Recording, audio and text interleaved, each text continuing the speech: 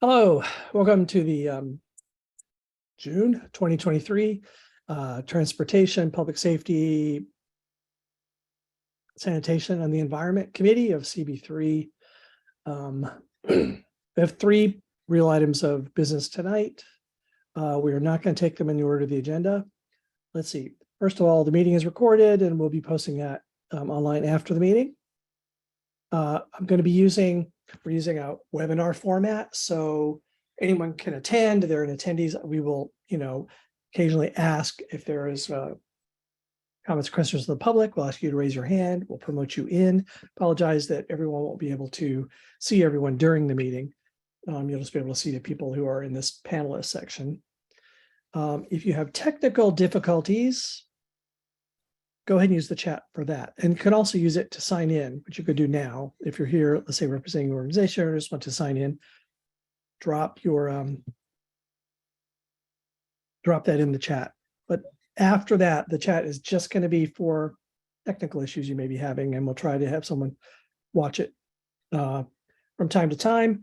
We definitely are not going to be reading it or like taking testimony there, so please don't use it for that purpose. Is there anything else I should cover about running it as a webinar format? It's basically a raise your hand and get recognized situation. All right, let's do a roll call vote. Roll call attendance. Okay. David Crane. Here. Joshua Waterman here. Lee Berman. Absent. Michelle Coopersmith. Present. Richard Robiak. Here. And July Yang is absent. Okay, if I could interrupt for just 1 second. Is there anyone in the attendee group that is an interpreter, American Sign Language interpreter? Can you raise your hand?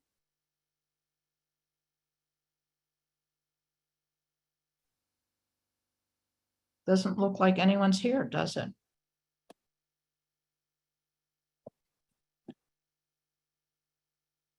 Well, they were supposed to be.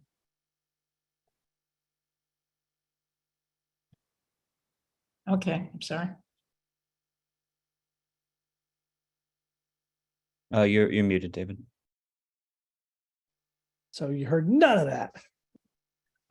There's no other DOT people out there who weren't marked who need to be brought in as panelists. We are going to take that DOT item first. So people may recall that there is a long-awaited reconstruction of Delancey Street, many blocks from the bridge, Clinton Street, back to the Bowery. And it was going to be a curb-to-curb reconstruction, including infrastructure, a large-scale managed project. And it didn't really happen yet because, primarily, I think, because of the pandemic.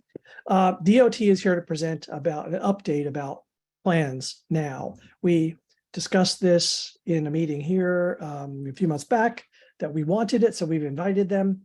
We're going to hear that update now.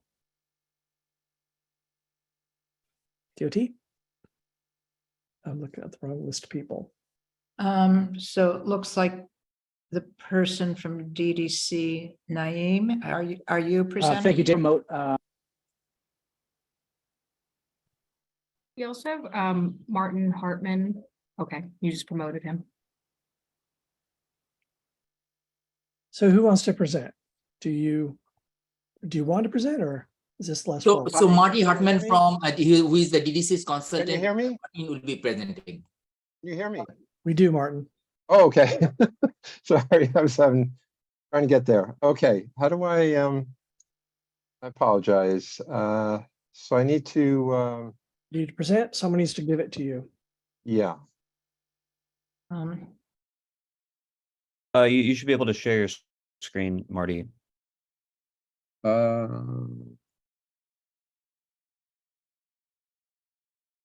would that be? It's in the Should be a green, if you're on a computer. Should be a- got it. Yep. Okay. So if I do this, and I want to share.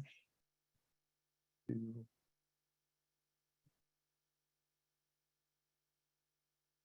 Hang on.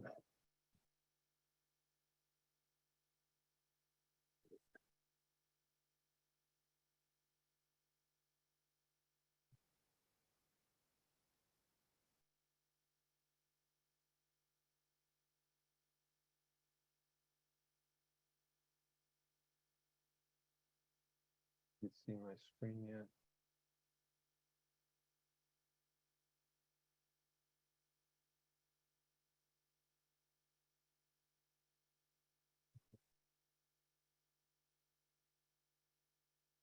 Can you see my screen? Mhm. Ye- Yes, do. we see the slideshow, Marty. Okay, I'm sorry. Okay. All right, so as you've mentioned in the intro, this is about the Lancey Street from the Bowery on the west side to Clinton Street. The easterly limit, that's at the base of the Williamsburg Bridge approach. And I'll talk about what's about the project has evolved. I don't think we've presented this. I think we may have presented it about a year ago or 2 years ago. But let me take it away here. So basically, we're just to go over the project location, what's the current conditions, some of the things that DOT has put in place as sort of a temporary interim condition, and I'll get into more details of the proposed improvements. And then we'll have others that will talk about other DOT about the community impacts and how we communicate with Community Board 3 and funding schedule.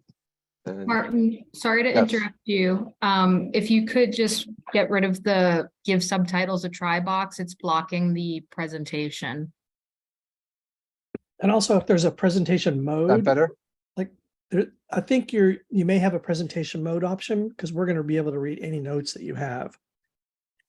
Oh, okay. You know You see what? something that says no notes right now, but on subsequent slides, maybe you have lecture notes or something. You know what? I'm sharing the wrong screen. That's my problem.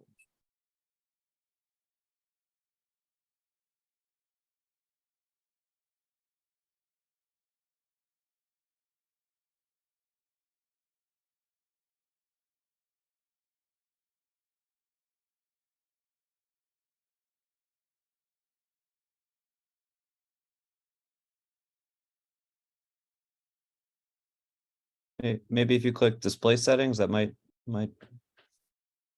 Maybe not that, because I can now see your email.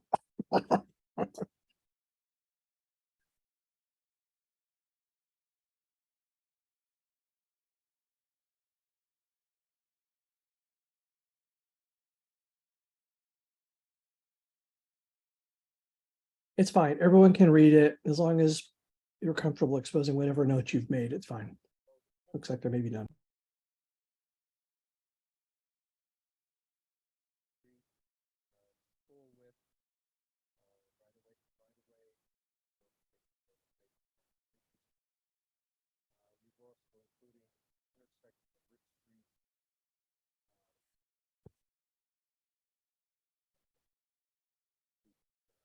Oh, we're ready if you are, Marty. We cannot hear you if you're speaking now.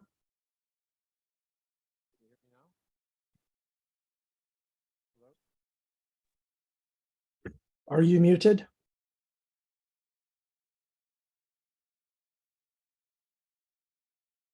He does not appear to be muted. I don't know if anyone else from DDC is able to maybe to tag team or work. I don't.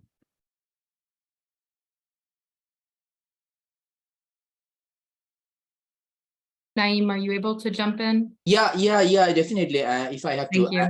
Marty, okay. I mean, I can take over. Yeah, I'm not a good presenter though, but I mean, I know about the project and I can present, of course. So let me turn my camera on. Actually, yeah. Okay. So, this presentation is actually an update from the last presentation that we made in November 2021.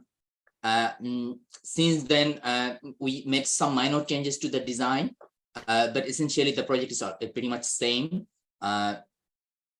So it's 2,500 linear feet from Bowery to Williamsburg Bridge. And there is a small section at the Ridge Street. Marty, can you move to the next slide? Yes, so these are photos of the existing conditions. As of course, as the community members, you all know that some of the changes have already been made in the site. The bike paths, some of the neck downs, they're already in there. The goal of the project is to kind of formalize what has been the changes that have been already made in the site as a temporary measure. By this capital project, we'll make those changes permanent. Next slide, please.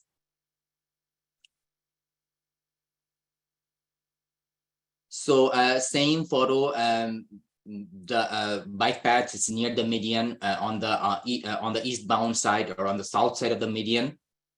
This is the right photo shows the entrance of the Williamsburg Bridge.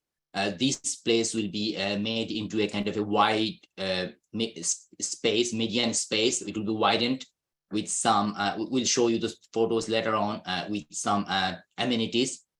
So that was one of the things that it's a proposed condition that we will see in the next photos. Next slide, please. So the changes that are already made is like, of course, bike lane from Christie to Allen, and then another different type of bike lane. I would say it's this time it's two-way. It's protected, protected with barriers from Allen to up to the bridge, and the painted curb extension as our neck downs at the defined intersections. So those have been already made. Next slide, please. And the proposed improvement is, of course, you are seeing the limit of the project in the red outlines at the right photo. So this project is a full depth reconstruction, meaning we'll demolish existing roadways, curb, sidewalk, everything, and install new roadways. There will be dedicated bike lane, of course, new tree plantings. Some of the old trees or the trees that are diseased or like those trees will be removed. There will be new traffic signals and street lighting. As part of the project, we are also replacing water main, and we are replacing sewers. And not all the sewers, but the sewers that have been found as defective and deficient. Maybe they broke or there are some they need some repairs that will be repaired and replaced. Next slide, please. So these are like we'll be presenting three sections. First section of the entire, I'd say the entire project limit is divided into I'd say a few sections. The first section is from Christie to Allen, where you are seeing that it's a one-way bike path on the eastbound side. It's a one-way, and this bike path is not protected. This doesn't have any barrier. It's going on the eastbound. The bike path is only running on the east side or on the eastbound side or on the south side of the median. We'll be improving all the median tips. Some of the median tips are kind of narrow. We are widening the median tips, and we are installing neck downs. Sorry, we're installing curb pedestrian ramps in all those median extension for ADA compliance. Next slide, please. From Allen to Suffolk, it will be two-way bike path, and you are seeing in the dark gray that's the barrier that we'll be installing to protect the bike path from the vehicular traffic. And otherwise, the street segment is pretty much same. The three-way or 3 lanes or 4 lanes, whatever the lane number is, that will remain. Next slide, please. So this is the last segment that we have here, which is near the bridge, Williamsburg Bridge. It will be the existing median, which will be kind of improved with some plantings, some sittings, and some colored concrete paving. and it will be created like a more of like a plaza-like space. Next slide, please. So it's kind of hard to read. I don't know whether you will be able to zoom it in, but I mean, what you are seeing in the purple, it's actually the pedestrian path, and what you are seeing in green, of course, with bike symbols and things, that is the bike path, and then you see that the red streets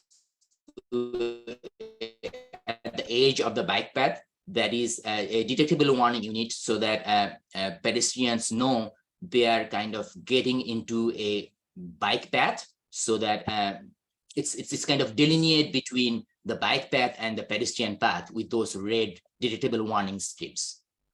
Next slide, please. So this is a section. What you are seeing is the sitting, and then of course we will have planters. As part of the project, we did some coordination with Lower East Side Bid, and they agreed to maintain these plantings and this plaza. Next slide, please. So as part of the project, we'll be installing some city benches, both backed and backless. There will be trash receptacles, city racks, which is like the standard, pretty much standard citywide. And there will be a wayfinding sign or walk NYC sign. On top of the bike path, there will be a rail. So you are seeing some precedent pictures from some other projects. So how the rail on top of the barrier wall will look like. And there will be a small bike maintenance station or bike pump. These are essentially like it's very standard things. Detectable warning. We are installing red detectable warning throughout the city for ADA compliance. The bike path will be green. There will be planters, which you are seeing in the top right. And then we have concrete. Will be two colors of concrete. One is kind of dark pigmented concrete, and one is kind of light gray pigmented concrete to kind of give a texture to in the expanded median near the bridge. There will be different colors of pavements in that wide median space. This is one of the renderings. As you see, there will be sitting. As you're seeing, there will be sitting, and there will be plantings, shrubs. There is some pigmented concrete pavement you're seeing. And of course, the entire thing will be protected by either barrier wall or planter wall from the vehicular traffic. Another rendering, this is the thing that I just mentioned, I mentioned before, the red strips that you are seeing. These are the purpose of these red detectable warnings kind of delineate the path from the bikers, delineate the bikers path and pedestrian path, so that the pedestrian know that when they are crossing, that they are getting into a bike zone. I briefly mentioned about the DEP scope before. As part of this project, we are replacing the existing water main. The existing water main is, in some places, this more than 100 years old. In some places, is more than 50 years old. As part of the project, we did a TV inspection and this of the sewer pipes, and if there is any deficiency in the pipes, like there are cracks or there's some blockage or things like that, we'll be replacing or repairing those sewer pipes. These are community impacts during construction. I mean, pretty much same construction impact that happens all across the city. There will be lane closures during construction. There will be no parking in some blocks. It might not be for the entire project limit, but the blocks where there is active construction, there will be temporary loss of parking. There will be temporary relocation of bus. Water main shutdowns, of course, when there will be water main work, there will be water main shutdowns. And as it is typical with all DDC projects, whenever there is a water main shutdown, the CCL coordinates with the community beforehand, so that there is minimal impact on the community in terms of the timing or duration of the water main lockdown. And there will be some nighttime and weekend hours of constructions. Community liaison involvement. We have, I think we have DDC representative on how this community liaison involvement will work. We have, I don't know whether anyone from DDC Ocon is here in the meeting. I'll let them speak on this particular slide. But in general, there will be community outreach. There will be a person dedicated in the field office who will be only responsible for communicating the construction sequences, construction duration, construction schedules, all these things to the community, and also he or she will be responsible for getting concerns from the community and address those concerns. The CCL, it will be CCL's job to address those concerns. There will be a dedicated person only for community liaison. Next slide, please. So during the time when the project will be constructed, there will be some ongoing projects nearby. One of the project has already started. Of course, pretty much everyone in this meeting knows that Williamsburg Bridge Rehabilitation Project construction has already started. And there is also around the same time, the two other projects. One is Essex Crossing expanded sidewalk and made pedestrian plaza project, which is likely to happen around the same time or as soon as our project is complete. And there is also a MTA project is supposed to happen at Forsyth Street. The project fund is the estimated cost of the project is we divided into three categories: DOT work, which is the mainly highway work, which is about 34 million; DEP work, which is the utility work, water and sewer, which is about 7.6 million, and then about 12.5 million is for construction management or resident engineering. The project will be funded through a combination of a city fund and federal fund. And you are seeing those, the breakdown of those funds.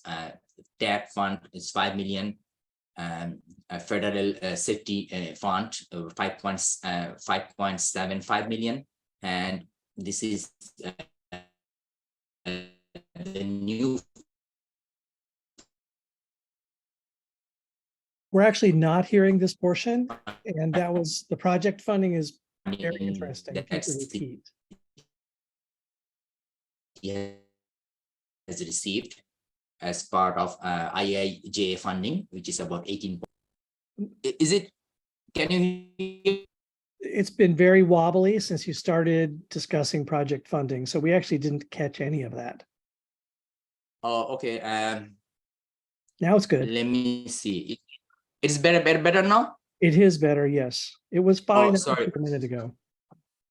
Yeah, sorry. What happened? I think probably some internet issue, but here, okay. So, project funding is we have like I broke down the project estimate into three categories: DOT work, which is mainly the highway and traffic signal and street lighting work; DP work, which is the utility work, meaning water main and sewer work, which is about 7.6 million.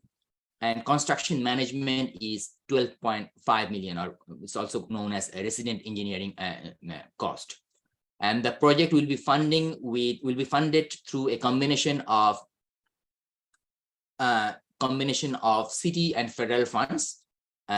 So these are the three different funds that we have from federal FHWA. One is the TAP fund, one is Federal Highway Safety Improvement Fund, and another is that recently we received the fund from as part of IIJA. That's the last one, 18.5 million fund that we received from as part of IIJA funding. Next slide, please. So we made the last presentation we made in November 2021, and then of course we are here today to give you an update on the project. We are anticipating the project to complete the design to be completed by October this year, like in few months, 4 months. And then the construction is likely to start in summer 2024, and the construction duration is likely to be estimated to be 4 years. That means and the construction will likely to end in summer 2028.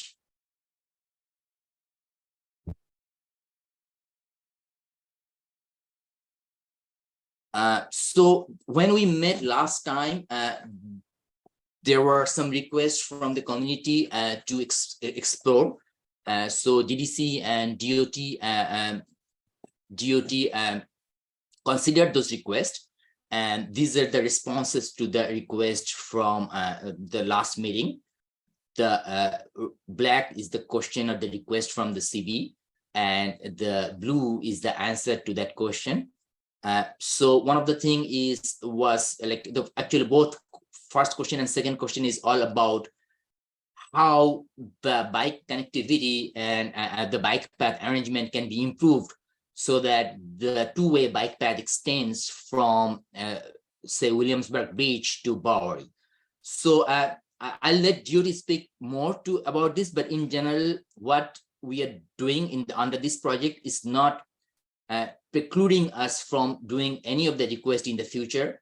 At this point, I think it's of best interest for everyone to do the project as it is, and eventually, as the need comes, we can address those requests into Delancey Street. Next slide, please.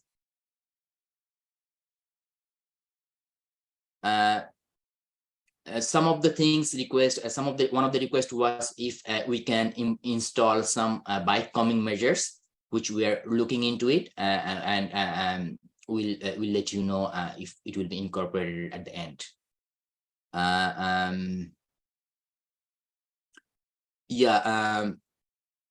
So the part, so one of the question was about the mountable car, which has, of course, some like the mountable car versus the barrier. Like there are pros and cons of using either of them. So one of the advantages of using the mountable car is, of course, if for some reason a biker gets out of the path, it's always has the biker has always the option to go back to the bike path because if we provide a mountable car. So that was one of the reason we used the barrier this type of mountable car. But of course, if for some reason it doesn't work well, then we can install some other type of barrier materials in future. And I think that's pretty much it. So, I mean, I don't know, maybe if DOT, I know Sean is there, some of the answers to the CB, I don't know how well I was able to respond. And maybe you can jump in, Sean, or in terms of CCL or community outreach, if someone from DDC Ocon is here, maybe they can also speak to that. Thank you all. Thanks, Naeem. This is Sean Macias from DOT. We know previously and from all our conversations with the community board that there's interest to get over to Bowery and Christie. You know, capital projects are less nimble than our SIP projects. So, you know, like Naeem said, this project does not preclude that connection in the future. And the city is continuing to investigate connections to Christie and eventually Bowery. And I think the rest you summed up pretty well, Naeem. So I'll pass it over to DEC if they want to chime in. Otherwise, maybe turn it back over to the chair. Thank you. DDC, do you want to? Jeff, I know Jeff, I see Jeff is here. He doesn't want to be promoted. He declined. Oh, okay. So, I mean, I guess, and then, let me see. If you're done, then we'll start. We'll Yeah, start. I'm done with my presentation. Yes. Okay. So I'm going to start actually. So it was expected originally to be completed this fall, and now it's 5 years out, right? Looked like it. I think you said 2020. Oh wait, it's 2023 now. 2 years out, I guess. Is that what it said? Till 20. Yes, summer 24 to 28. The construction. 28. So it's 5 years out now. Okay. And I see that the budget is about double what it was when it was presented 3 years ago. But it doesn't seem like it's substantially different. So I'm just curious about the doubling of the budget. And I don't know if the budget has doubled. I mean, it has increased definitely over the years, but I don't think it has doubled. I think last I didn't time we know all of it, probably because didn't it wasn't the same breakdown previously, but it was on the order of, it was under 20 grand, or just over 20 previously, grand, that million. It's 22 or 23 million previously totaled. In any case, I am going to entertain questions from the committee to begin. Michelle? Thanks, David. Thanks everyone who came tonight to present on this. I have two questions. My first question is any of the money that's going towards this project money that was part of the $21 million grant that the feds gave in like February 2023? Because that grant came subsequent to the proposal and, you know, adoption of this project. So I'm just wondering if it's the same money, different money. Yeah, that's my first question. So my understanding is, I mean, DOT, maybe they can speak. Yeah. Naeem, I ahead. can answer. Yeah, this is Fahad from DOT. Yes, that 21 is that 18.5 million that we see over here. Is that part of that? There was a little bit money for planning phase of some other project.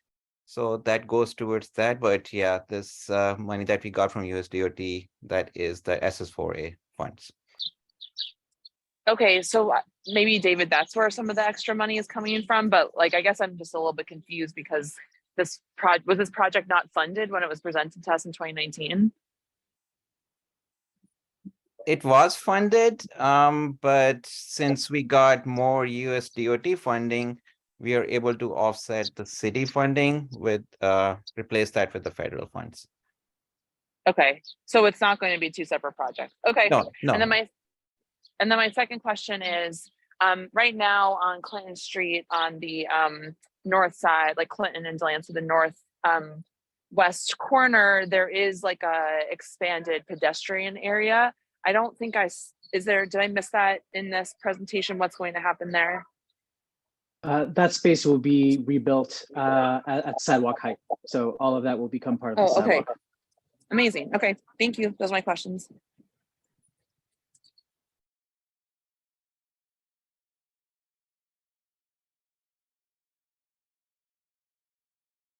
You're muted, David. I was telling Richard he was unmuted. Why isn't he talking? You may talk, Richard.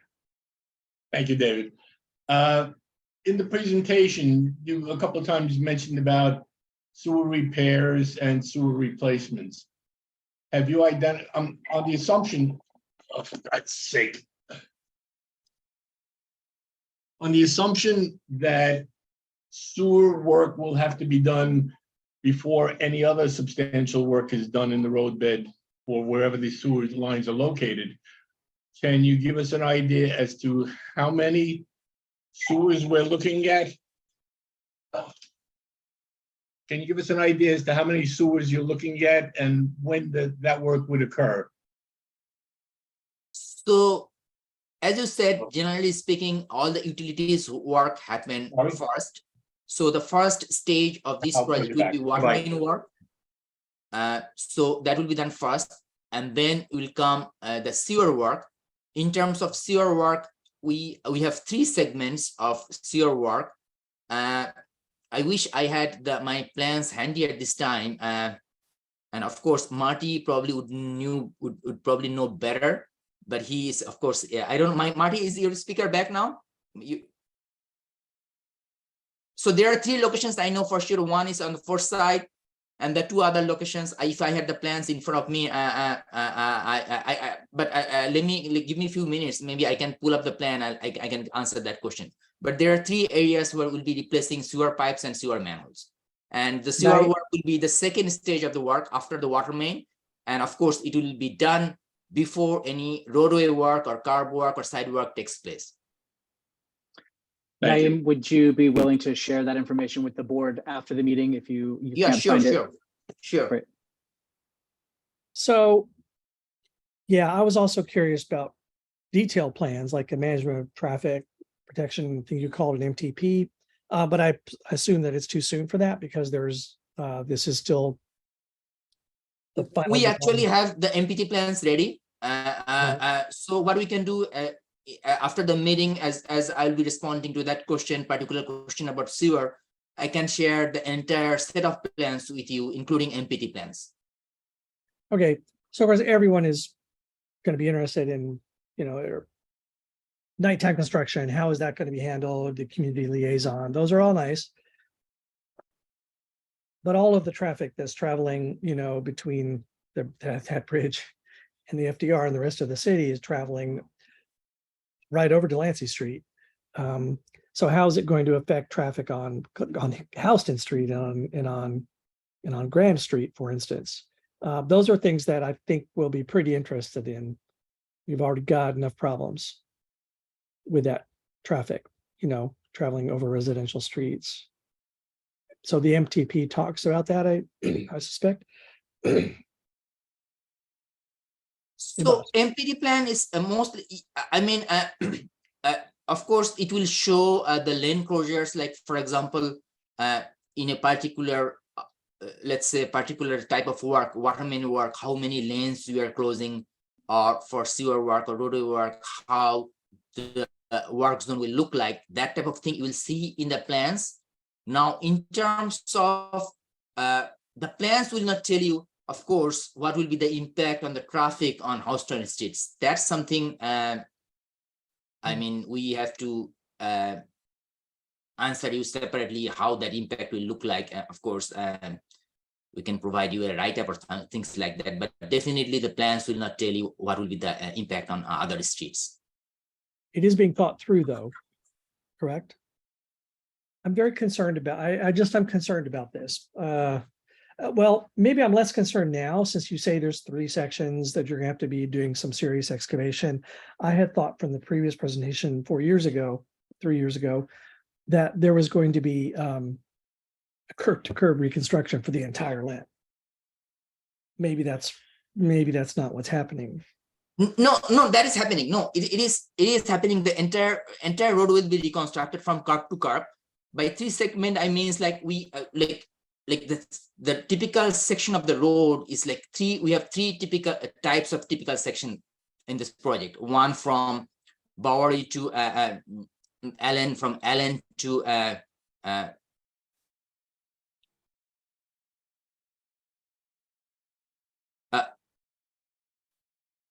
yeah, like from Christie to Allen, and then from Allen to the bridge. Okay. So what are the next milestones, or when would there be another presentation, or would it be suitable for us to ask for one at the community board? Is there something like a final design stage? This is just an update, so we can comment all we like, but we're not going to be sending any sort of a resolution tonight. So that's kind of what I'm asking about. Is there in the project milestones, upcoming milestones, is there?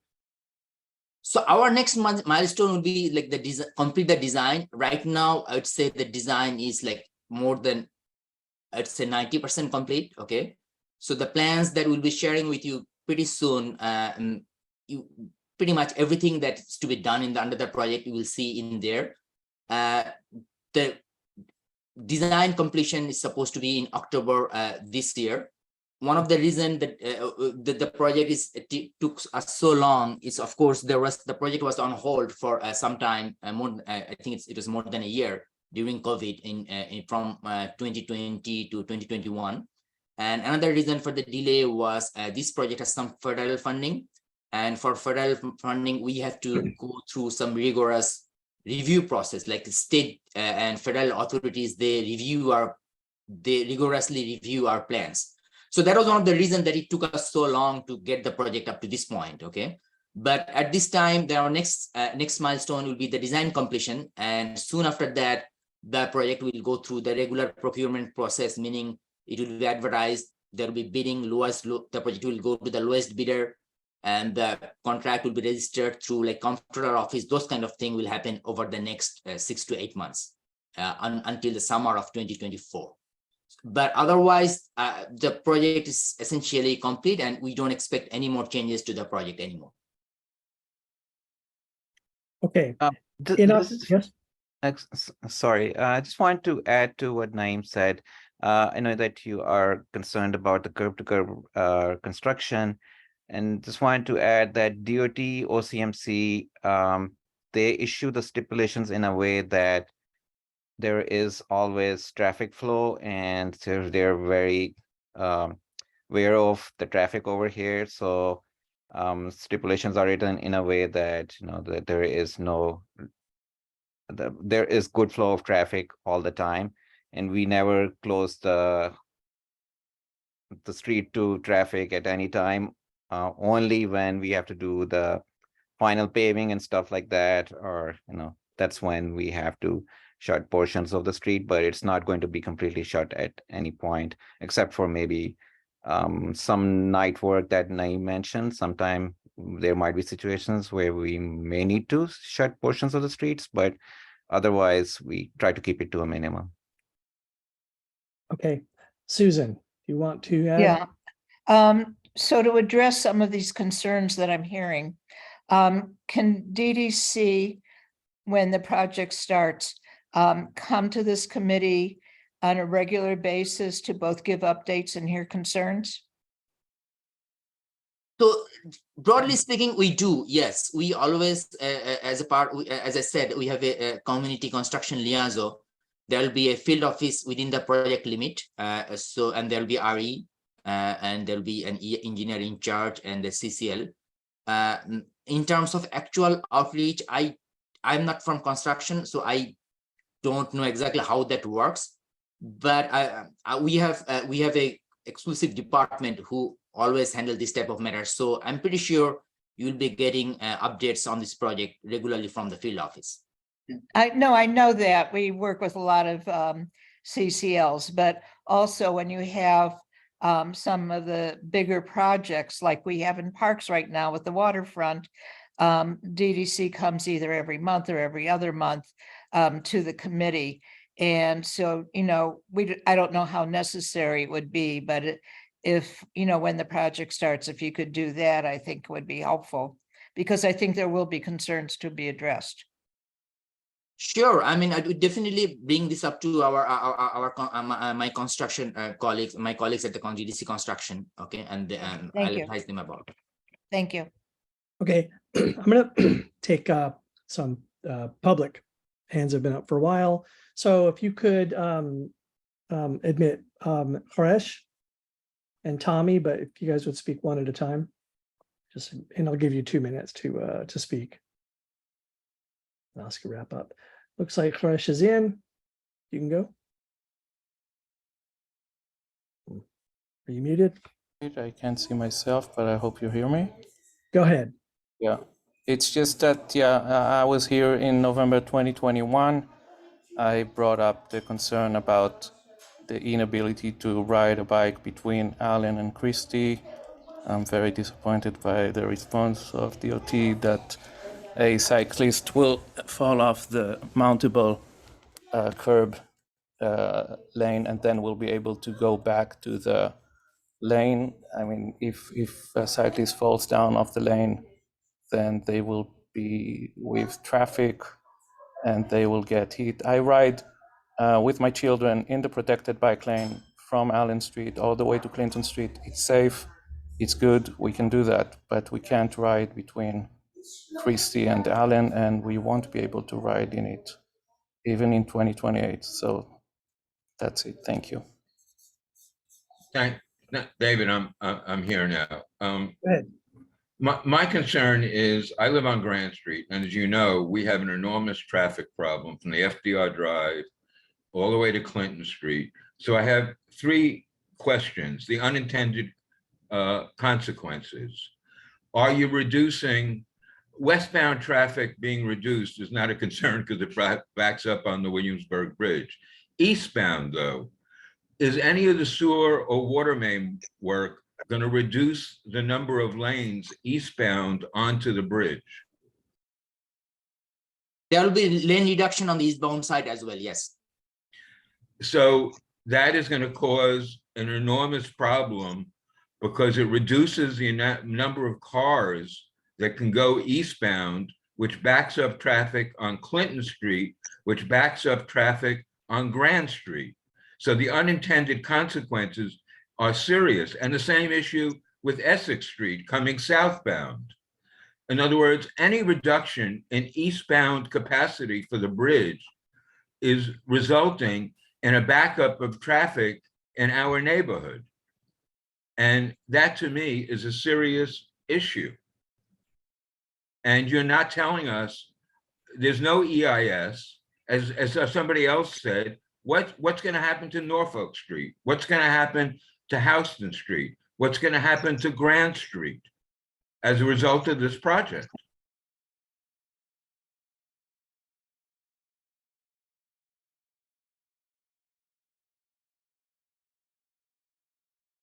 Yeah, this is the same question I was asking. I was wondering how extensive that MTP was and if it did discuss. So Tommy, I mean, does DCP have something else to add, or DOT? I don't know who's responsible for that plan. Anyway, we're hearing the same concern. You got more, Tommy? No, thank you. That's a major concern. Yeah, it is. But I thought you said you had 3. I heard 2. Okay. Nancy? There's a timeline, 4 years? Yeah, it's 5 years from now to be done. But work will be ongoing for 4 years? Oh, it fits and starts? I can't say. No, that was the timeline. Will we have that Can complete somebody- timeline in October when the design? Yes, construction duration is 4 years. Yes, 4 years. yes. But as I mentioned, the sewer work is not going to be for the 4 years. It's going to be for a little bit of that time. Yeah. And then construction moves on to the next block and next block. So they always work in phases so as to not affect every single block in the project limit. Our experience with timelines is not good. We have a major project now more than a year behind schedule. Understood. We always try to mitigate that and minimize that. That's why we do the designs, but there always underground utility issues that come up during construction, unforeseen that we are not aware of, that sometimes make, especially in near Manhattan, it's underground infrastructure is a lot, and sometimes the information is not available. So that causes the delays, but we try to mitigate that upfront. David, my final comment. I do not believe this project, as we've been shown, is worth the grief it's going to cause in this community. Thank you. So Nancy Kong can speak now, and if we could admit Val, who will speak next? She won't. Yeah, she's Oh, ready to speak Turkey after Nancy. permitted. Okay, in any case, Nancy. Thank you, David. I have 2 items. The first one is I would like to also reiterate the concerns expressed regarding traffic and traffic studies. I think it's very critical because I live in a little bit lower south, and I know for sure that Kimlau Square and the whole Chatham Square area configuration is up for discussion, and the traffic flow on Bowery is it gets backed up all the way downtown into Chinatown. So I strongly encourage you to, 1, look at it holistically and potentially show us, the community board, a traffic study. My second question is, and this may be too early, but it's a request related to the planters and greenery. I think that's critical and it's really needed in our area. And if you could incorporate permeable ground and rainwater retention and things like that into the design, that would be great. Thank you, David. Thanks. Am I muted? I'm not. And so Val, I think you're permitted to talk. You want to go? Yes. Okay. Can you hear me? Yes. Okay.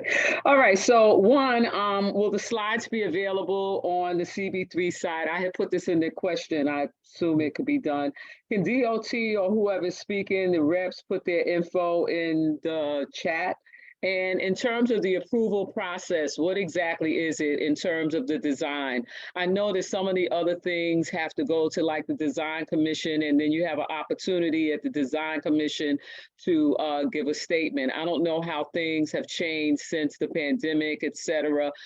So what is the process? What is the approval process, and how does the community participate in the community process? So those are my 3 questions. Will the slides be available on the CB3 site? Would DOT or whoever's talking put their contact info in the chat, and the approval process? Thank you. And I'm here representing the Lower East Side Power Partnership.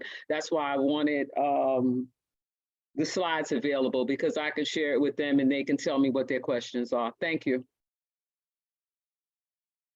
So the slides, we were given the presentation from a few years ago. Can we get these new ones as well? I believe these are going. these are Yes, I'm sure, online. Naeem, and our Kate from CB, she's going to share with everyone. Okay, and Susan, there's a standard place in our website to put those types of materials for We older presentations. right now, we attach it to the agenda item. I assume I'll get them tomorrow. So you could provide a link onto the current calendar and Val could get it Yes. from there. Okay. Yeah, okay. And the contact info, I can't see that chat, but if you would do that. And then again, so this is the same thing, the approval process. Will there be a community board presentation and for a motion when the design completion happens in October or thereabouts? I just don't know your process for that. Is there more community board input officially built into this kind of a project? Again, I'm not sure. I was not involved from the beginning, but I believe Sean, I mean, you're definitely aware we can come back there was again. some if- CB community outreach in the beginning, There was. but I don't think that we have something built in. Okay. So I Definitely would, good. I Yeah. would suspect if they're going to go to the design commission, that they must come to the community board first. But yeah, if there's a design commission aspect, they will, but that's like, how pretty is it, you know? No, not necessarily, more than that. Okay. Yeah, it's knowing more what the schedule is going to be beyond All right. at a finer grain than 4 years of construction. And you know, and when different traffic blockages are expected. And I would love to get a focused presentation on well, if you can look at it holistically, as Nancy said, it may require modeling, but to be able to know, to be able to predict where traffic is going to go when various closures are happening. I know they're inevitable. It would help us, though, to understand them in advance. Anyway, you probably can't commit to that right now, but take that as input that we would love to have that kind of a thing. Panelists, attendees, Val is done. You're done, Val? No, what I didn't understand, or rather what my question much more is towards, do you have to go to the design commission? I mean, previously, various things went to the design commission. So you said that October, the design will be complete. So do you plan to go to the design commission in October? What is the timeline? And what opportunities will the community have to have some input? Previously, before the pandemic, I remember certain things went to the design commission and the community had an opportunity to go to the design commission hearings, et cetera. So my question is, what opportunities will the community have? And do you have to go to the design commission? And what is No, the we- timeline on that? We went to design commission already and we got approval from them. So you Okay. don't have to go back to the design commission, it's done? We don't have to. Yes, it's done. Yes. So after October, you don't have to do anything after October because you said the design will be complete in October. So what do you do after October and why are you still designing if it's already been approved? No, so like the design commission reviews only certain aspects of the project, not necessarily the entire thing. So Okay. we like the way it works, we submit the project to PDC twice, typically for a typical project on a preliminary design, which was submitted quite some time ago. If I remember correctly, that was actually done before the pandemic. And after the pandemic, I think maybe around 2021 or 2022, we went to the PDC for the final presentation and they approved the design. So when the PDC approves it, that's not necessarily mean that they look into like every single detail. Like for example, they don't look at the like water main design or sewer design, right? They mostly look of like maybe like the practical aspect of the project. So that was done and they approved it.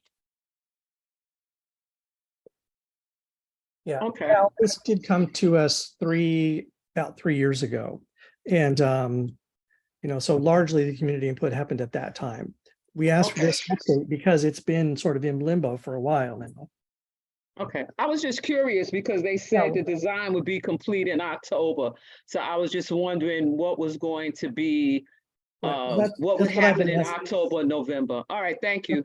That's what I've been asking too. And I that's what I was saying is like, I would like to get a presentation on some of the details when at the end of this year. Dan, there you are, Dan. See your hand up. Wanted to I like the bike lane. I would agree with Trish that it should we want it to still go all the way to Bowery. But then if we're looking at traffic studies during implementation, during construction, I want to also remind to look at to the north, Essex, Rivington, and Ludlow, and the impacts that it will have, which goes into my actual two questions, which are about pedestrian safety. Currently, with the temporary bike lane that will become the permanent bike lane, Ludlow Street essentially turns into 3 lanes going downtown, turning left onto the eastbound Delancey. And it's very intimidating and scary for pedestrians crossing on the east side of Ludlow Street, crossing Delancey. And I wanted to know if the design for the future does anything for pedestrian safety on Ludlow, east side of Ludlow Street, crossing Delancey, as well as the whole Ludlow to about Suffolk Street on the south side. The eastbound lanes of Delancey is extremely intimidating for pedestrians because the travel lane is directly next to the curb, and then there's cars illegally parked in the travel lane and cars jockeying right towards pedestrians standing on the curb to get into that travel lane on the south side eastbound lanes of Delancey. And I just wanted to know if this design does anything to in those 2 areas to help the pedestrians to protect them. Yeah. Great question. So what it will do is it will build out that median space, not only the bike space, but also the pedestrian space that is currently painted. There's some channelization there. Also, the medians are old and crumbling and kind of at grade. So this will rebuild not only the sidewalks, but that median space to have a 7-inch reveal, creating more of a buffer, a barrier between you and those turning vehicles. Also, build out of that bike lane and of that median space will really narrow down the amount of vehicles that can make that left turn, so that it's no longer that kind of like 3 lanes of intimidating traffic.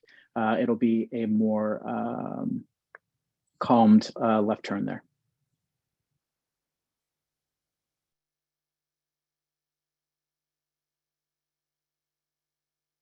You're muted, David. Ugh, can't wait till these days of Zoom are over. I don't see other hands. If there are not other comments or questions, we'll move on to the next agenda item. So it's your last chance. All right. Thank you, DOT, DDC, whoever else has been brought for this. We do appreciate it. And look Thank you. forward to it. And the next Thank you. agenda item, thank you. Thank The you. next agenda item is the rat mitigation zone program, which is back. So do we have that presenter? Yeah, I'm trying to, if everyone from DOH that's presented, if you could raise your hand so we can promote you. David, they didn't put anything in the chat. Oh, DOT. DOT, DDC Right, didn't right. put their contact in the chat. Hello? Katie's the contact. It Hi, just went to the host and panelists. I'll copy and paste it. I'll put it in, Val. All the ones who Well, why don't you ask where they want, where they want the questions to go to? I mean, Katie's our general, Kate is our general liaison for CB3. Hello, Susan? Yeah, Hi, one person. we're finishing the other one. Angela? Yes. Okay. Is Kate, well, before we go, is Kate, are you still there from DOT? Yeah, Kate, could you put your contact information in? I'm still here, Susan. I put it in the chat. Okay, It says that it just went to host and panelists. There's not an option for me to send it to the. All right. attendees. oh. Okay, it's there. It's there now. Okay, you got it? Yep. yeah, I sent it out. Okay, Okay. thank you. I'm gonna hop off now for the evening. Thank you. Okay, so is there anyone from DOH that I've not promoted, that should be promoted? I think we've promoted everyone we need to. Is that, Angie, have we promoted? Is there, can you tell us who's there to present so we can make sure everyone's promoted? It should just be me, or maybe Kenneth is there. Kenneth, I promoted. Okay. And that's it? Okay. Okay, we're ready. Do you need to present, like to have a screen presentation? No, I do not. I don't have a presentation, but I'll just speak on for Department of Health. So the final rule for Community Board 3 continues to be a rat mitigation zone, so nothing really changes. All the properties in Community Board 3 will be inspected twice each year. And of course, we will continue to respond to 301 complaints unless they become duplicate jobs. They become duplicate jobs when they're indexed and then a 301 complaint comes in, and then those 301s might get duplicate if they are complaining about the outside and we've inspected the outside already, so they might become duplicate jobs. So it's best to just check the rat portal to make sure that their property that they're complaining about is inspected. So all that information is in our website, the rat portal website. And with this rule, NYCHA, schools and parks continue to get inspected every month. It gets surveyed every month. So if there's anything outrageous, it gets brought to NYCHA, schools and parks attention. And all this information gets shared with City Hall and also, of course, the rat czar that we have now, Kathy Karate. And besides that, we continue to have rat academies. And if there's anyone that wants to sponsor, they can email the rat portal, the website, and then can ask to get a rat academy. And I think that's all I have. Okay, well, thanks. Susan. Okay, so I'll start with questions. Right now, we have a tremendous amount of garbage in the street that we know is attracting rats, and it's generally leaning against the sheds. It's there all the time. So one thing, it seems that I'm not sure, I think some of it is from businesses. And it seems like businesses are no longer just putting out their garbage right, the hour before pickup. It's Mhm. their day and night.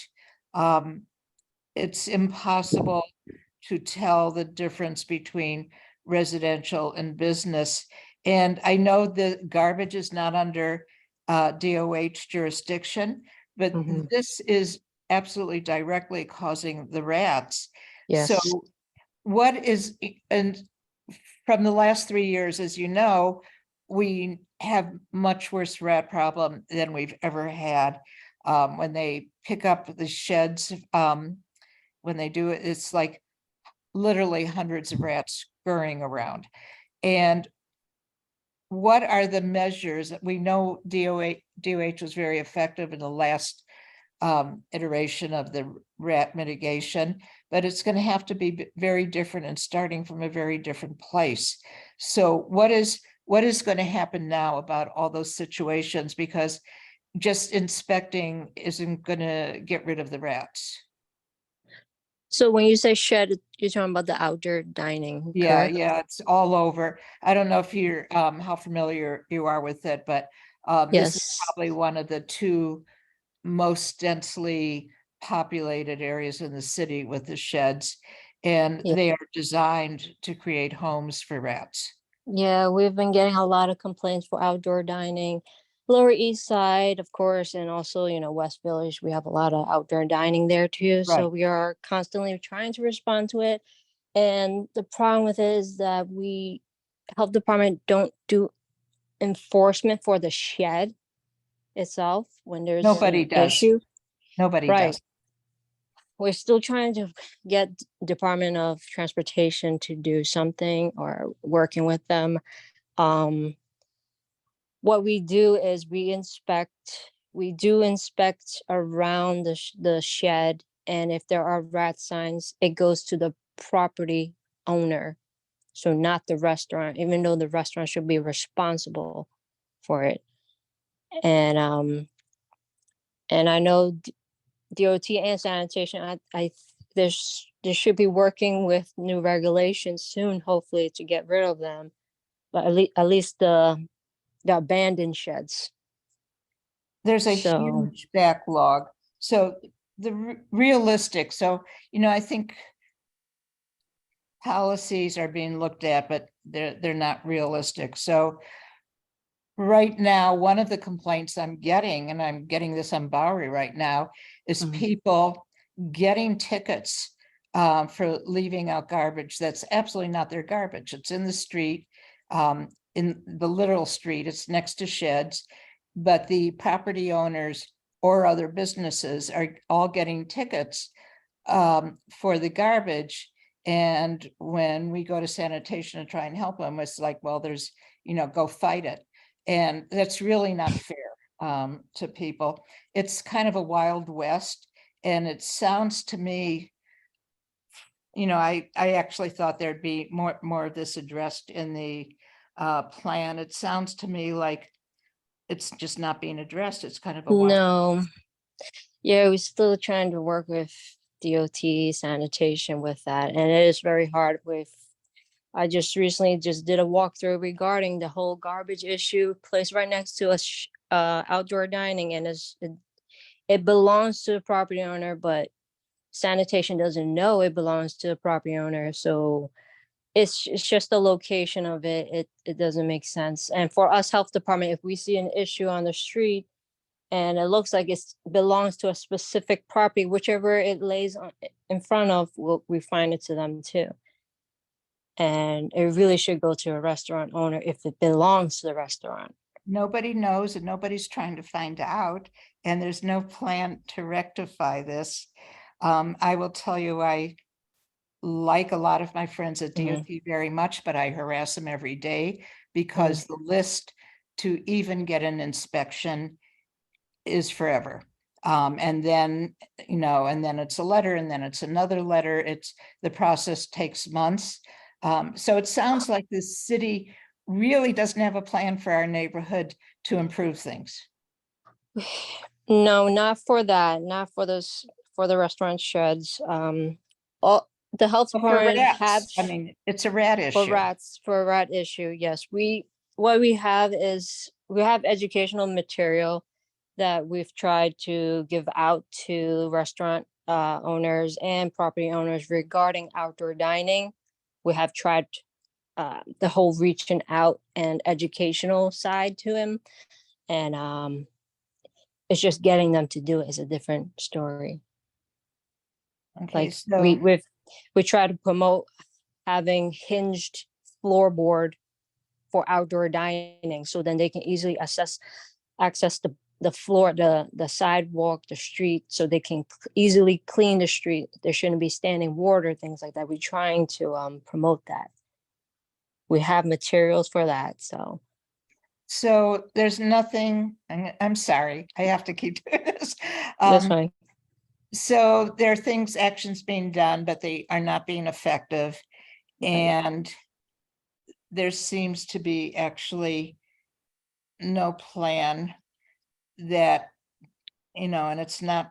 I feel like we not need like a DOH's fault, but because of the lack of the various agencies being able to work together to try and remedy this, it sounds like we're not getting rid of the rats. No, like we need a whole new team for this specific issue, the whole outdoor dining issue. Okay, so we're screwed. Okay, so I guess I have similar questions. I'm thinking back to the last time that they called this mat mitigation zone. There was a special protocol when there was a rat finding in a building, sort of like the reaching out and educational aspects you just mentioned. They would contact, provide some advice, some hand holding before escalating to fines. I had heard that worked very well. Is that still happening? It's still happening. It is. Okay. So like, Yes. So we do have a case manager in this area. Her name is Stephanie Sykes. So she does inspections, but at the same time, if she gets in contact with the property owner or the superintendent, the property manager, whoever, she would try to explain to them the issues and try to get them to fix it before we go back and do a compliance reinspection of the property before we give them a violation. So we are doing that. Great. I suspect I know Stephanie because she comes to my community garden. I think that's her. I think that's her name. And the other thing is that, is there an opportunity for, I don't know, enhanced sanitation involvement with this program, or maybe for your department to support them in some way? Like, for example, there's a situation with illegal dumping in front of a community garden that I'm involved with. It seems to come from a super on First Avenue who's basically avoiding work the next day or something. He doesn't want to come in special to put out the garbage, so he drops it in front of the garden.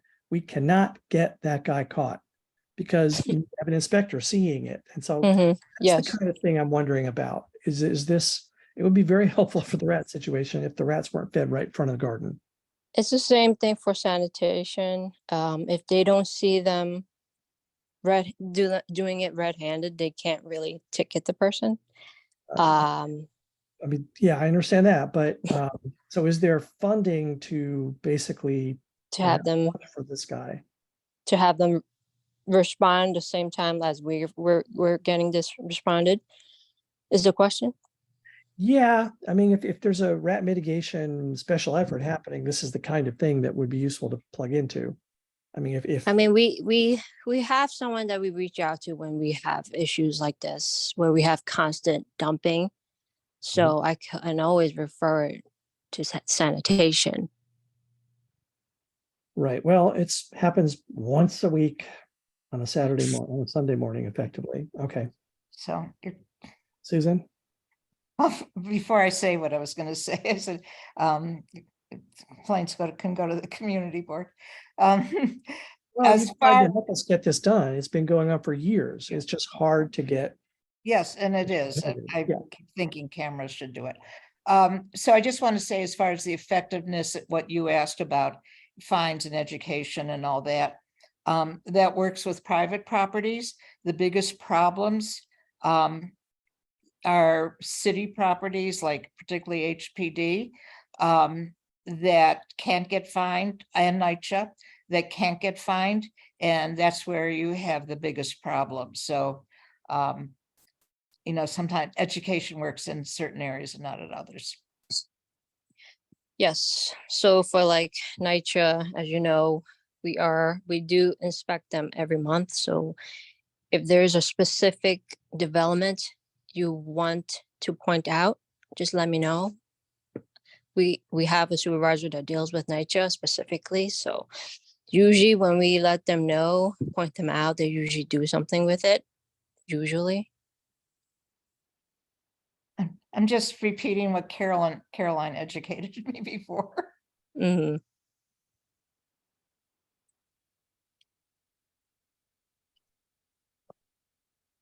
Okay, so is there, Much more. yeah, there's nothing, so are we at end on this agenda item then? Okay, now seeing more hands. Thank you for coming to talk about this with us. And our last agenda item is our district needs statement. So Josh emailed this out over the weekend. I think we can screen share it maybe, and then I'll ask Susan to speak, but we have a month to update this. Some statistics need to be updated. Maybe some sections can be modified. I think largely we just update it each year, but do we want to walk through this now? Susan, do you want to speak? Yes, so just for new people, every year we are required to do a district needs statement, and this is for the following fiscal year. So what we're looking at now is for fiscal year 25, which starts in July 2024. And this is generally, to be succinct as possible, it's a statement of our unmet needs. It is very easy to get involved in trying to write a policy paper. Should never be a policy paper. And I'm going to say many outside organizations, even people for grants, hospital need statement, use our district needs as a resource. And we try to document everything. If we don't have supporting information for something, you know, as far as like saying this is increased or decreased, we don't put it in. So what we've done on this one, you'll see our color coding. Also, some of the information like public safety, police information, that's all done at a fiscal year, so that will not be available till July. June 30th is the end of our fiscal year. So any city statistics will be updated at the beginning of July, and the office will do that. Everything you see in green is updated already, and yellow is information that you will probably want to update. So what I would suggest is looking at each section and seeing if you want to basically keep what's there. Do you think things should be changed? Okay, so Susan said for the next fiscal year, this is essentially the kickoff of the budget process that takes a year and results in a budget for the next year. And so the way it's written in the city charter is the community boards produce a district needs statement, like Susan said, unmet needs that we kind of need funding for. A few months later, we do our budget priorities. They really should be a straight line from our needs to the priorities, which are requests for the city council, you know, and the mayor to fund certain. Now the agencies, not budget city council. The agencies produce the budget. Right. So anyway, it should be a straight line from district needs to our budget priorities into the budget if we're successful. And then the funding would be happening a year from now. So anyway, we don't really want to talk too much about something that happened last year that should have been funded better. unless it's an ongoing need. Make sense? We should read through this then. So the green has already been updated since last year, and the yellows and the purples are things that do need to get updated. Susan, we should talk during this meeting and come up with action items about who's going to update what, right? Well, I've already, well, the office statistics does that the office will update it. We've always updated all the statistics. Some of it, the information is just not available yet. Well, Okay. but we need to know, it's like this bullet point about bus stops. Do you know, is that still true? Do you want to keep that as it is? I would suggest that it is still true, but that's what we need to, I think, really look at. Okay. So the thing will be voted on next month, but let's get to work now. Let me bring up a window where I can see participants. Got it. Here it is. Now, just raise your hand as I talk through it if you want to say something. I'll tell you when I'm looking for. What the heck just happened? Oh my goodness. I hate this program. I closed. All right, it's back. Yes, accessibility of bus stops. People with disabilities. I'm pretty sure that this needs to remain. I'm looking for raised hands. Let's go on to the next section, pedestrian safety things. Okay, so the purple are things that Susan was just talking about. Susan, let us know if this is something that you won't be planning to update necessarily. No, this is fiscal year statistics that we will be able to update at the end of the fiscal year, which is June 30th. Okay, so it's the dates are already the current dates, but the stats. So you'll be updating them a little bit more than you're saying. You don't have the final Wait, number. I'm sorry, he did update the date. He can't. It says through June 23rd, but it's June 23rd hasn't So he ended. intends to. so- Okay, that's I understand. So that's kind of strange, but Yeah. So those, in my mind, those are the important corridors. By the way, attendees, feel free to raise your hand as we get to section 2 if you have some input you want to give us. And I'll try to be attentive to hands in both sections. Only 40% of the injuries, if you look at those numbers closely, are passengers or drivers of cars. So it's predominantly cyclists and pedestrians being injured. So it's talking about the need for bike lanes and other pedestrian safety measures. I think that's fine. Looking to hands, I don't see any. Delivery curbside management. We haven't updated this in a bit. Okay, neighborhood loading zones are happening. There's a need to have them more in the downtown area, which I thought this said, well, especially in Essex Crossing, it says. We've mentioned a few times in meetings that that these programs have been mostly rolled out above Houston Street. For instance, the neighborhood loading zones, well, those in particular.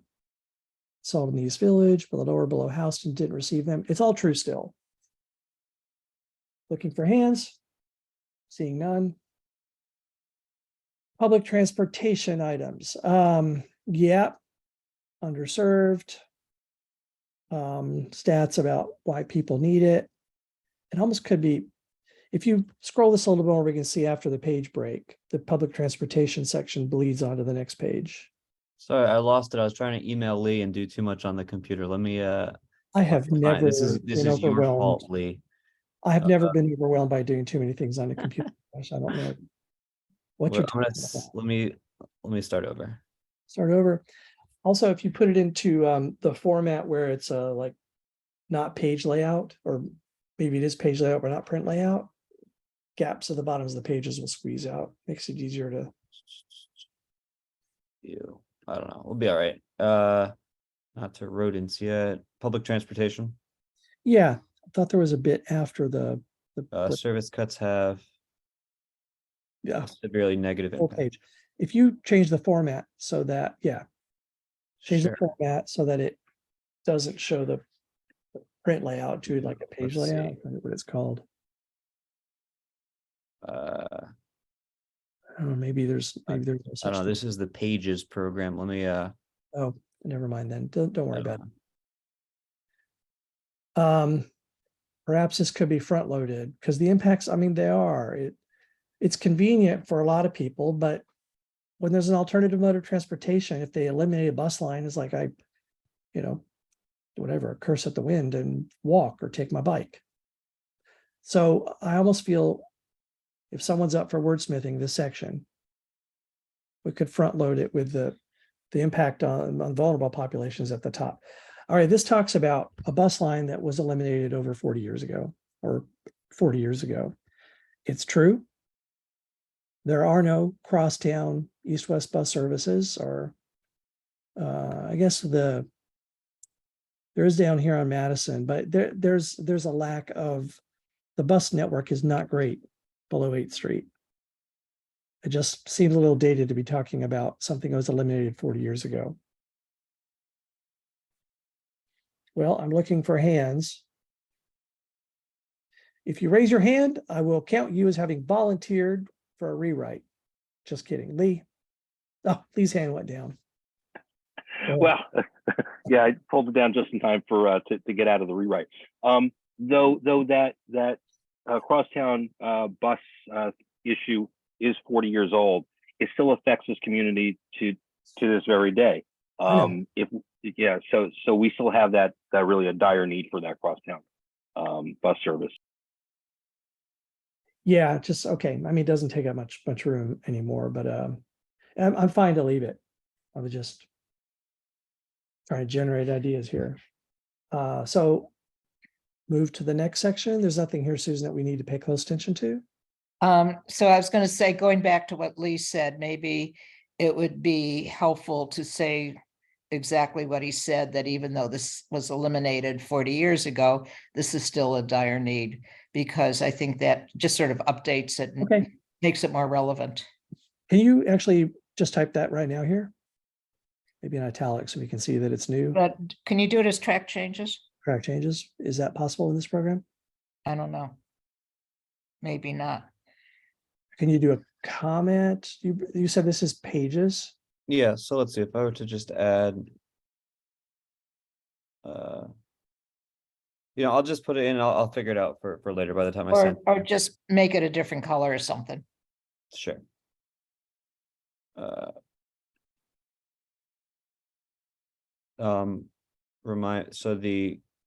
do we want to phrase this? Lee, you want to repeat what you said? Where even though the M8 crosstown bus was eliminated 40 years ago, there is still a dire need for a crosstown bus south of 8th Street. Yeah, that works, Josh. That's fine.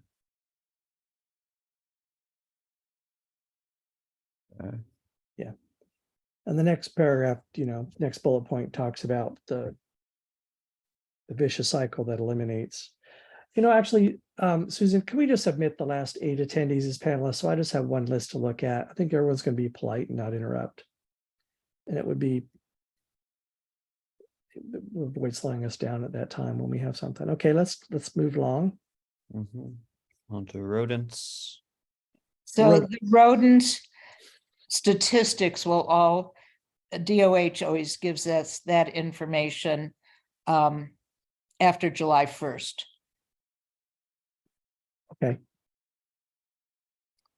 However, I think it would be really relevant to add some of the conversation we were just having about open dining and not being a plan to, there is no interagency plan to cooperate on, rat mitigation caused by the open dining. Yeah, that's actually, it's going to become, that program is being made permanent. So this is pretty pertinent for this kind of a document, right? It's going to be an unmet. So let's paragraph break it. And And write that with open, what's it called, the program? Open dining? Open dining. With the open dining program, establishing permanent. It's mostly curb and street, right? Permanent outdoor dining. It's gonna be critical for interagency measures, I guess, or coordination. Mitigation. Mitigation, interagency mitigation, you know, to eliminate rodent, to avoid. To eliminate the additional rodent problems created with the extra garbage. Yeah. I mean, Yeah, as a can result. fine tune it later, but those are at least capturing the ideas. Yeah, something like So just to let all the attendees know, I'm trying to promote you all so that you can enter into the conversation better. But you do have to accept it after it'll pop up as some sort of invitation for you. Cool. That way I can just watch one list. Michelle. I'm so sorry. I missed the rat mitigation presentation, but did they say that there was actually extra garbage from open restaurants? I think the problem is that we put our trash on the streets regardless. Yeah. And I don't know if I support putting in extra garbage, but more just like garbage on the, maybe we just There's write. definitely extra garbage, because there is a lot more seats, seating, a lot more dining. There is more garbage. We can get statistics on it. I'm Okay, sure, that would make sure me they'll feel- be available. That would make me feel better if we had actual proof of that, because I agree. you know, I've been talking about, yeah, so then just like under sanitation, like the clean curbs, that's like my main concern. All right, thank you. So do we want to enhance anything under there, the clean curbs and the containerized trash? I mean. We have. I and- don't know if I'd put it into this section, but we should have something, because right now they're refusing to expand it in our area. In the sanitation section, Yeah, I would put it in the sanitation. that's where I've moved on to. So. Oh, in I'm that, sorry. We've got a sentence there and it's really not catch and hold. Michelle? Michelle, maybe your hand's up from before, so. It's really weird. Like, I don't know if anyone else is having this problem, but even when my hand goes down, like it doesn't say hand raised on my screen. So I have to like raise and then unraise. Anyway, that I did not mean for it to be up, but if there's anything that Susan suggests about putting in here. Yes. About clean curbs, yeah. So we've actually, I have tried and I'm actually working with Carlina's office right now to try more pressure. We tried to, particularly on 4th Street, because the, businesses now have different restrictions on putting out their garbage that makes it very difficult without containers. So we tried to get clean curb down at least in one area, and sanitation has completely refused to do that at this time. So I would certainly put something in there, at this time. There are no plans to install clean curb in Community Board 3. Yeah, CD, you're right, CD3.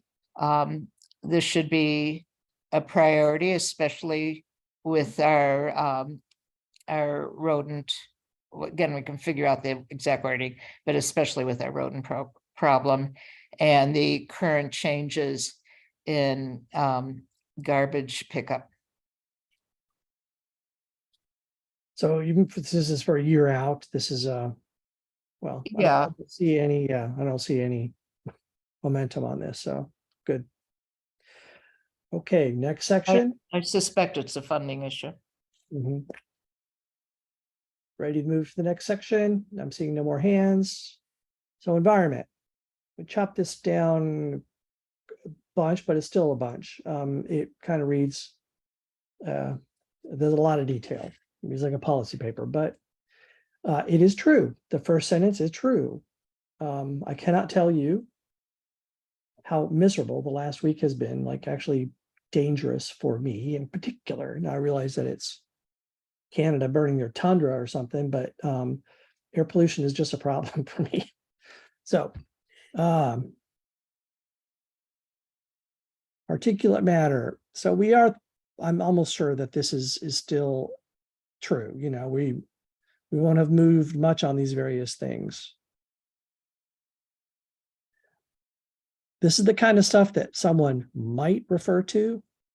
They could also find it in the source material and probably should trust that more. Down here, climate change. Yeah, these are true. That highlighted one in pink is that's what's going to kill people. That is the thing that is going to be the biggest climate impact in the coming decades in this area. If it doesn't get flooded, other than the floods, it's going to be the extreme heat events. And so I wrote this, or condensed it a year or two ago. The impervious surfaces and the lack of trees mean that the heat island effect that cities have is more intensified under those circumstances. When you got concrete and you don't have trees, you can mitigate it by creating, less concrete and more trees. So I think the city is putting in as many trees in every space that they can. Trevor actually probably has the details on that, but I think they are doing right now with everything they can. Yes, the Million Trees Project, it's been around a while. It's done quite a bit. It's more than that, though. Sorry? It's more than that. I mean, the city has also been I thought that was a city. They've been actually working with us, and they go to parks all the time regarding this. So the impervious surfaces, concrete, it also contributes to flash flooding. I don't think we've had people killed in this district from flash floods like they've happened elsewhere in the city, but the things that happened in the last year or two were really scary. When the subway flooded and, an old lake, reformed in Queens, flooding people's in basements. Still.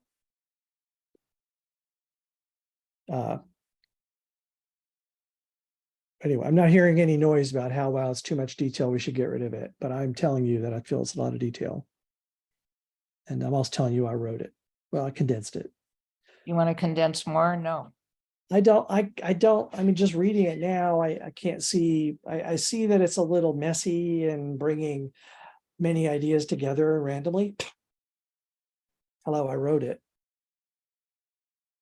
I think if someone else wanted to take a stab at it or do a draft and then talk to me, we could collaborate on it, but also it probably is fine to just leave it. However, Susan, it's a lot of stats to update. So you may be more motivated than anyone to have us reduce it. Nancy. I was just gonna say, I actually think it's really important to keep it in. I know, even with the Delancey Street improvements, I wanted to talk more about encouraging them to put in more trees and the planters and having the, the rainwater, and then also the area, I know it's a little bit outside of CB3, but the area around the Brooklyn Bridge and Park Row, all along Bowery, it's not just about planting trees. It's a huge part. I mean, it's a huge help, but it's also having more innovative things, not just, so what I'm trying to say is I think this is a really critical and important point, and I wouldn't want to take it out. Well, I certainly don't want to take out the whole thing. I'm just thinking maybe it could be condensed. What unmet need is being discussed here? I mean, I think I voiced it better than was written here. Climate change is upon us. the urban heat island effect and flooding are going to kill people. Are we doing enough to deal with those things? I don't think that it pops out of this as written. Well, I think you want to say we are not doing enough. Yeah. So it sounds like what we're looking for is someone to not take it out, but to wordsmith it to make it more effective. Right. Why don't you do it, David? No one else is Well, doing it. yeah, I will take a stab at doing it better this time. Okay. David, I can try to help if you send me something. Okay. Well, that's it. Okay, so we'll collaborate on it. Like I'm looking at this, like including PM 2.5, NOx, sulfur dioxide, and ozone. And like, oh my goodness, someone read too many engineering papers. You know what I mean? Yeah, if I could emphasize again, this is about meeting our unmet, about describing our unmet needs, not going into the detail of, of every toxic thing. Okay, let's go to the next section or scroll down a bit. Okay. Public safety. All right, well, So we'll politically, update those yeah, statistics. right. Politically, of course, the things have changed in this area. Public safety, the serious crime rate. Yep. So a lot of this is still true. Sarah Delano Roosevelt Park is still the center in New York City to buy K2. It's just everything there is more so. And let's let people read it to themselves.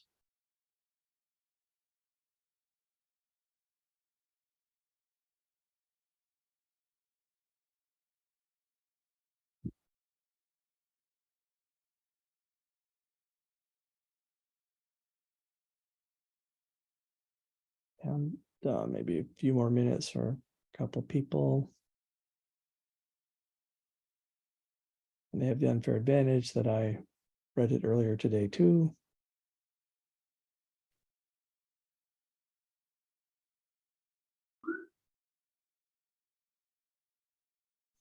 Hello, David, can you hear me? Yes, yes. Sorry. Hey, Michael Lavario here. I'd be happy to, help edit and, wordsmith it a bit. If you want to send it to Nancy and I after the meeting, happy to take a stab at. You'd like the environmental section, which is the one that was, I think, in serious. Yeah, okay. Yeah, Thank you. Whatever you need help on. I'll Okay. I can put my email address in the chat and happy to help out. Great. Okay, so I think that this section on public safety, after it gets updates, it speaks to what's going on, right? Yeah, and that's it. The nightlife and licensing. I'm sorry, that shouldn't have been there. It's not our section. Okay, yeah, Not this your is the section. overall document. None of that should have been there. Great. And is that so that we ended just before nightlife and licensing, right? Yes. Okay. All So right. could I just Yeah. ask one thing for the people that are working on this? Can we have the new product in 2 weeks? Because we're going to have to know whether we're going to have to do any more research, just need to give us time before the next meeting. Yeah. Great. Michelle? Thanks, David. I'm not sure. I kind of feel like this does belong in public safety, about the drop in traffic enforcement by the NYPD. As of August 2022, it was down 47% from the same period in 2019. I assume we could probably get updated statistics for that. But given all of our concerns about traffic in our neighborhood, that seems relevant. And I know that Susan struggled to get enforcement from PD for traffic related issues. Sounds Are about your right. stats for CB3? I don't remember them. Are they in there now or no? I don't think so. About And so the ones that moving you violation just- enforcement. The ones you just gave, are those for? Oh, no. Sorry. No, that's just like the general citywide. Where did you get them from? The New York Post. The New York Post? Yes. Well, I mean, they're city statistics, but like published in the New York Post. I'm not gonna go into open data right now to look at it. No, I'm not asking you to do it now. I'm offering to do it. I just want to know where it came from. So Yeah, the let me- Post hold on, got- let the me Post check it. got it from open data is what you're saying. I think so, yeah. Okay, so- if you so- wouldn't mind just shooting me an email to remind me and we'll try Sure. and find those. Thank you. Do you think it's under Maybe public safety or it's pedestrian and traffic safety? Where's it Yeah, better? it should go on into for that? traffic. Traffic safety, right? Right, Michelle, is that kind of your thinking? I don't know. I mean, I kind of have this feeling that like we don't treat like deaths by cars as seriously as we do by deaths of other violent crimes. I don't know how the committee feels about it, but like I think it's minimized as a result because we think of it as just like it's like another road death or another road injury when like it's just as bad as getting shot, like if you get run over by a car. So I would vote to put it in public safety because I do think it's a public safety issue. I think would thematically it suggest goes that with it's, traffic. the city treats it as traffic. Yeah. And if we want it to be paid attention to, you could maybe use the way you write about it to emphasize it. Yeah, I think Okay. that's it, because it flows very, very well out after we talk about the carnage. I mean, we talk about the accident rates. And it's 1,000 people a year, 600 pedestrians, so paragraph about, the reduction in traffic safety, what do they call it? Enforcement, is that what they call it? Yeah, Michelle? enforcement. Traffic enforcement or traffic safety enforcement? Um, I don't know what the program's called. We should get it. let's see.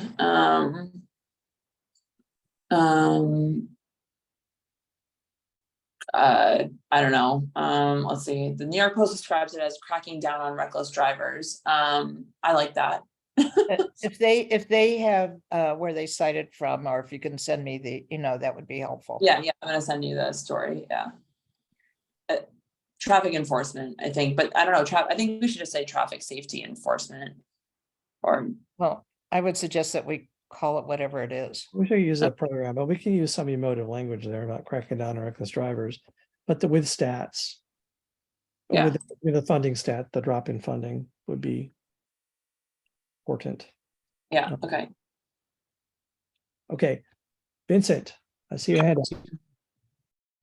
Yes, hi, how you all doing? I'm Vinny, I'm a new board member, and so thanks for going through all this. This is helping me understand here. Just the one question on the public safety. I don't know, since we are representing Chinatown, if we want to mention some of the the Asian hate crimes that are occurring in that neighborhood and specifically mention that. Josh, can you take over for a few minutes chairing this? I don't know that the stats are that high in China. I get a notification every time there's a hate crime. And most of them are actually not here, but it's a good thing to try and find out. I can certainly ask particularly the 5th precinct. Got it. All right, thanks. And then I'm sorry, it took me a minute to try to figure out where they put my hand, how to raise your hand on what I was using. But I'm happy to help out if necessary with the trees and that whole paragraph on carbon or climate, if necessary. But I saw a few people are already helping out already, but happy to help there too. Sure, maybe we can just CC you and Nancy and what's up, David? Just making sure you're still on this. I've got to talk to this doctor. All good. I hope it's okay. So what Vincent's absolutely, not Vincent. disclosing is that he works for Parks, which will be a big help. I do, yeah. So I am happy to help there where I can. Great. Cool. Let me just make a note of that in my other window here. We'll get you, Nancy, and Michael on that. Cool. Michelle, does that satisfy the point that you were making regarding traffic safety? Sorry, I can't see it. Or we're just it was just something we'll look into. Did you have anything else to say on Oh, that? I was gonna send like a draft little few couple Okay. sentences to you guys, yeah. Cool. Does anyone else have any broad, anything we'd like to, just stepping back from the minutiae of these, anything we'd like to add this year? July, go ahead, please. Thanks, Joshua. Are we focused on, are we just focusing on, the areas in our committee or, Yes. okay. So this is regarding parks, I guess, then I'll leave it. I'll reach out to Trevor. They're, Believe they meet There- tomorrow, right? yes, they're actually meeting tomorrow night and There this you is go. on the agenda. So you'll have to take it up there, July. Does anyone have anything else? Is this, second thought, is this a opportunity to address the potholes in our district?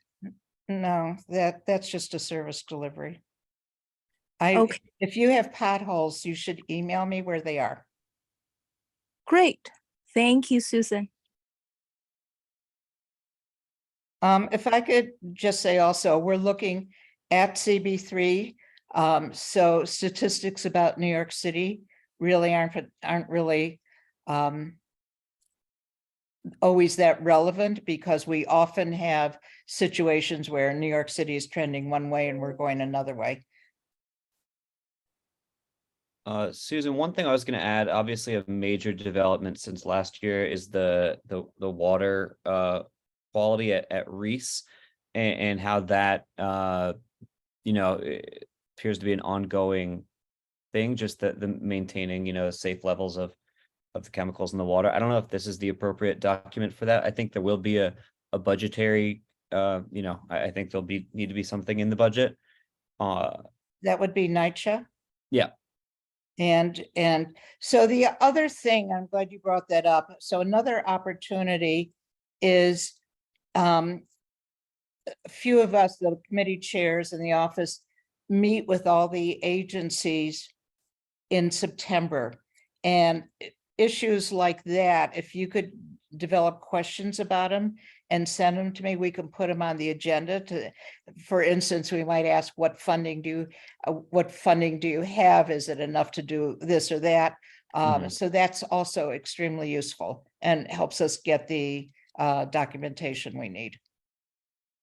Great. And we'll be making up those agendas in July. So if we could get them like any questions if possible in the next 2 or 3 weeks, just send them to me. We don't have to vote on them because they're not setting a policy. They're just asking questions. Great. Does anyone else have any thoughts on this document?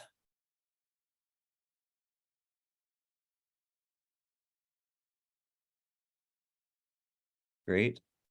Seeing none. This is a vote, right? We'll have to. No, you don't have to vote. Okay, great. So what we'll do, if I could just explain that process, we try and finalize it in July. And then we don't meet in August. And then September, we focus on September and October on budget priorities. That is, just let people know, 25 expense priorities, which are generally programs, and 40 capital. And then at the end of October, we vote on everything all together for the whole board. Great. So yeah, I was gonna say. Sorry, go ahead, Susan. I was just gonna say, if you could send what you just edited to me as well as the other people, that way we can start working on the stats and stuff. Yeah, sure. I'll send that to the whole committee after this. And then, yeah, we will revisit in 1 month and finalize some of those kind of open-ended portions. But seeing no other comments on this, I think we're good to wrap up. Does anyone have anything else? Great. I'll just do one last vote as a last roll call, and that will be our vote to adjourn. David Crane. Me, I'm here. Lee Berman, Here, yes. Michelle Coopersmith, Present, yes. Richard Ropiak, Here. and July Yang. Here. Great. I think that's all we've got. Thank you, everybody. We'll see you in towards the end of the month in person. Thank you, Josh. Great, thanks, have a nice night.